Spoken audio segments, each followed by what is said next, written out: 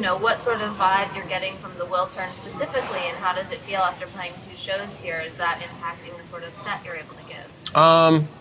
Well, I think one of the benefits of playing multiple nights in one venue is you get used to the sound and the acoustics, and we're able to sort of gauge what the set list, what songs might work better in this type of setting, depending on, the previous night's sound and the audience and all that kind of stuff. And historically, what has been Soundgarden's relationship to Los Angeles? Well, let's see. We played, I guess our first tour in 1987, we played San Francisco, Los Angeles, San Diego. So we've played here a lot from in the early days. We used to play Club Lingerie and the Scream and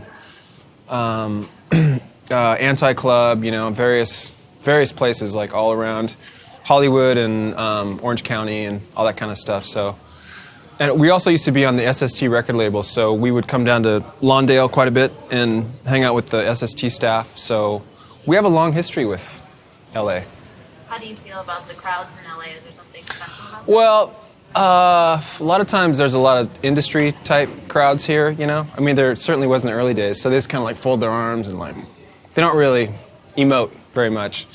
But I think once we got established as a good live band, we started to get a lot more kind of like just lively, real fans, But that's always that always happens in industry towns like New York and LA. Sometimes there's kind of the industry attitude, but it's always been like awesome, In these shows that you've been playing at the Wiltern this week, how have the crowd been? Crowd's been great. I mean, it's been nice because we have kind of a standing floor situation down here, and I think that works really good for our band.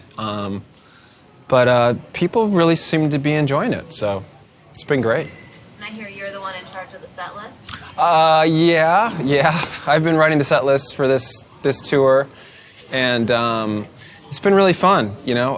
We've been trying to learn as many obscure B-sides as we could for this particular tour, so it's been fun to intersperse those on different nights. If we're playing consecutive nights, we're trying to mix up songs in the set list as well as the sequence of the set list. So I really enjoy doing that, and I can kind of like gauge what tempo or what type of groove is going to work in the set.